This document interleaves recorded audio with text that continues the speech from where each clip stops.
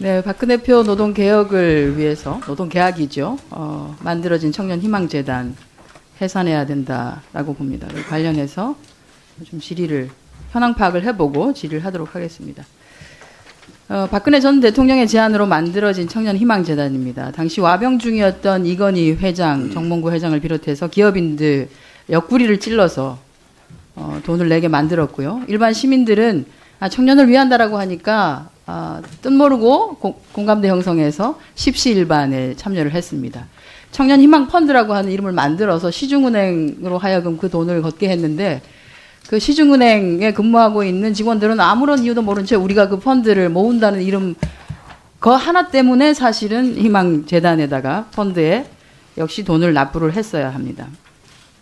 이렇게 만들어진 청년희망재단이 그에 맞게 첫 행사를 했는데요. 박근혜 청와대 관제단체 연합인 청년네트워크 후원에서부터 시작합니다. 작년 2월 27일 광화문 광장에서 제1회 청년 일자리 문화제를 열었는데 주 내용은 쉬운 해고하고 파견 확대 요구였습니다. 저기에 나오는 대한민국 청년대학생연합 청년이 여는 미래 청년이 만드는 세상은 박근혜 청와대에서 지원금을 받은 소위 화이트리스트로 돼 있어서 지금 현재 검찰의 수사를 받고 있는 상황입니다. 이들 단체가 1915년 7월 박근혜 정부가 임금 피크제 도입을 신호탄으로 해서 노동계약을 밀어붙일 때 청년 실업난을 앞세워서 노동계를 기득권 세력으로 매도하고 야당을 비난하는 등 박근혜 정부의 일종의 친위대 노릇을 해왔습니다. 한국대학생포럼은 아시다시피 어버이 연합에게서 지원금을 받았던 단체입니다.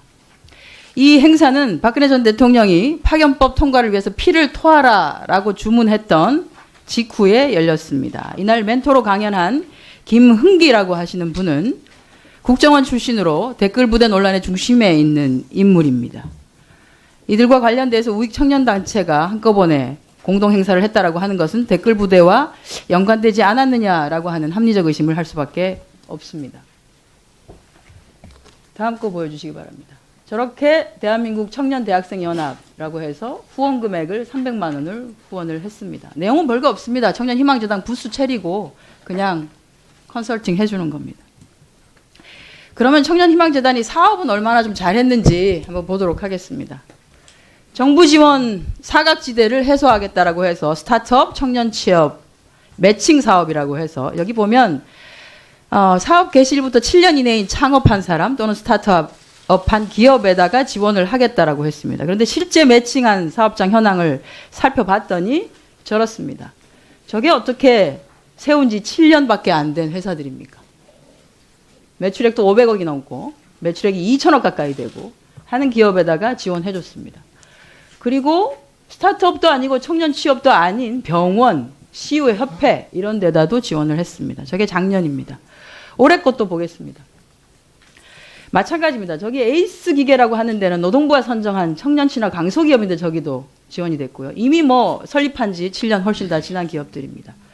또 하나는 공감 미디어라고 하는 곳은 25년 창업을 주장하는 회사인데요. 3번이나 지원이 됐습니다. 재단도 왜 3번이나 지원됐는지를 모릅니다. 왜냐하면 이 모든 것을 운영기관, 위탁업체에다 위탁을 하고 있기 때문에 그 위탁업체가 어떤 기업을 선정하고 하는지 모르고 그냥 돈만 줍니다. 다음으로 넘어가겠습니다. 청년 글로벌 보부상 사업입니다. 이거 종료됐습니다. 한 해 겨우 했을까 모르겠습니다. 노동부가 하는 K무브 사업하고 유사한데요. 해외 취업 창업을 희망하는 청년들을 파견해서 실무 경험을 습득하도록 했습니다. 42억을 41명에게 지원했습니다. 1인당 1억 넘게 들었는데요. 단 한 명의 취업 내역조차 없습니다. 종료됐습니다. 그냥 저 42억을 그냥 창업하는 데 주셨으면 좋았겠다는 생각도 듭니다. 또 다른 해외 일자리 사업인 청년 글로벌 취창업 지원 사업은 청년희망재단이 하는 것을 하고 있습니다만 실제로는 대우세계 경영연구회에서 진행하고 있는 양성 사업에다가 희망재단이 이름을 갖다 얹히고 그냥 그 실적을 가지고 가고 있습니다. 그러다 보니까 지원자는 대우세계 경영연구회에도 지원을 해야 하고 월드잡 이거는 인력공단에서 운영하는 거죠. 인력공단 두 곳에다 다 지원을 해야지만이 가능하다라고 되어 있습니다. 이게 전 세계로 나가는 것이라고는 처음에 시작했는데 그게 아닙니다. 그 대우세계경영연구회가 태국 사업만 여러 군데 하고 있는데 태국 사업이 있습니다. 그러다 보니까 청년희망재단도 태국 것만 한다라고 되어 있습니다.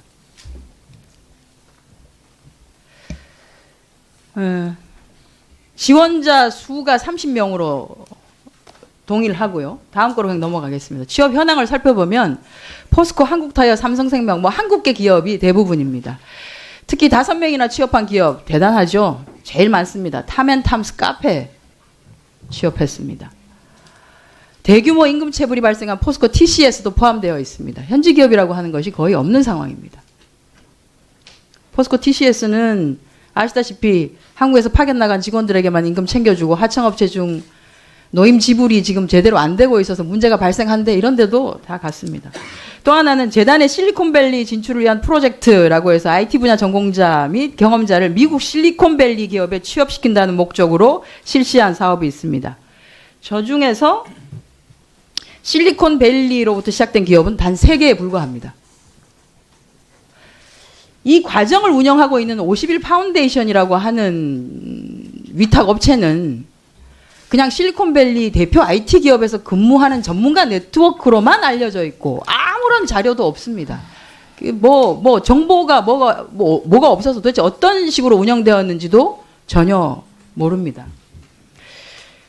청년희망재단은 원래 사업 취지하고 결과물이 달라지고 있고요. 청년희망재단은 재단의 사무국 직원과 그리고 업무 위탁을 받는 업체에게만 희망인 기구로 전락을 해버렸습니다.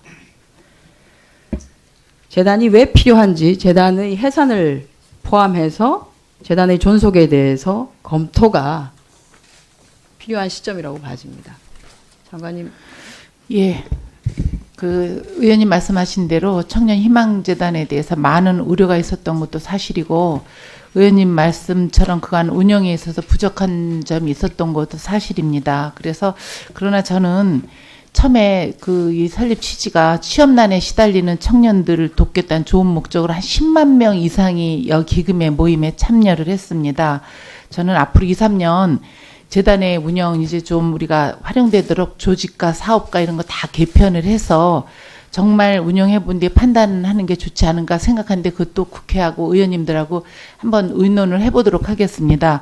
설립 초기에는 의원님 말씀하신 대로 청년연합에서 요청을 하고 또 요청한 데는 일정 금액 후원하고 부스 차리고 이런 거는 사실입니다. 그러나 처음에 청년들의 정치적 성향에 관계없이 재단 홍보를 위해서 후원해온 거 이런 것도 좀 많이 있는 걸로 발견됐습니다. 그래서 의원님 지적하신 대로 지금 부분에 대해서 면밀히 검토하는 대로 하고 제대로 운영되지 않는 데는 하고 이 전면적인 개편에 대해서 다 필요하다고 생각합니다. 그래서 이거를 국회에서 의원님들께서 논의를 함께 해주시기를 제가 이 자리에서 말씀을 드리겠습니다. 의논해서 이 부분에 대해서 폐지를 해야 될 것인지 존속해야 될 것인지 그리고 취지대로 다시 살릴 수 있다 그러면 저는 이거 굉장히 좋은 제도 중에 하나라고 긍정적인 측면도 있다 그렇게 보여집니다. 네. 의사진행 발언이십니까? 네. 신보라 의원님 의사진행 발언하십시오.